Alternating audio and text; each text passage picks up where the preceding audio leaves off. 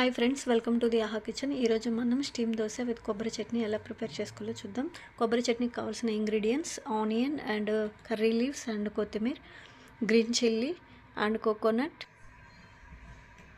చిన్న అల్లం ముక్క తీసుకొని దాన్ని క్లీన్ చేసుకొని చింతపండు, మనం తీసుకున్న అన్ని ఇంగ్రీడియంట్స్ని చిన్న చిన్న ముక్కలుగా కట్ చేసుకొని పక్కన పెట్టుకోవాలి. ఇక్కడ మనం స్టవ్ వెలిగించుకొని స్టవ్ మీద ప్యాన్ పెట్టుకోవాలి. ఆయిల్ యాడ్ చేసుకొని దాన్ని హీట్ చేసుకోవాలి. హీట్ అయ్యాక పోపు వేసుకోవాలి. మనం కట్ చేసుకున్న అన్ని ఇంగ్రీడియంట్స్ 1 by 1 యాడ్ చేసుకోవాలి. జింజర్, గ్రీన్ మిర్చి, ఆనియన్, సాల్ట్ అండ్ పసుపు యాడ్ చేసుకొని బాగా మిక్స్ చేసుకొని ఆనియన్స్ కొంచెం రోస్ట్ అయ్యే వరకు ఆనియన్స్ ఫ్రై అయ్యాక కొత్తిమీర యాడ్ చేసుకోవాలి. కరివేపాకు అండ్ కొబ్బరి ముక్కలు యాడ్ చేసి వీటన్నిటిని ఒకసారి ఫ్రై చేసుకుందాం.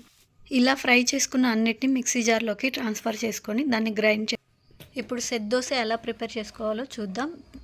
బ్యాటర్ తీసుకోండి. స్టవ్ ఆన్ చేసుకొని ప్యాన్ పెట్టుకోవాలి. దాన్ని కొంచెం హీట్ చేసుకొని దోశ పిండి తీసుకొని ప్యాన్ మీద తిక్కుగా స్ప్రెడ్ చేసుకోవాలి. అలా స్ప్రెడ్ చేసుకున్నాక ఇప్పుడు దాన్ని మూత పెట్టుకొని స్టీమ్తో కుక్ చేసుకోవాలి. స్టీమ్ దోశ రెడీ అయింది. దీన్ని ప్లేట్లోకి ట్రాన్స్ఫర్ చేసుకొని దీన్ని ముందుగా రెడీ చేసి పెట్టుకున్న కోకోనట్ చట్నీతో సర్వ్ చేసుకుందాం.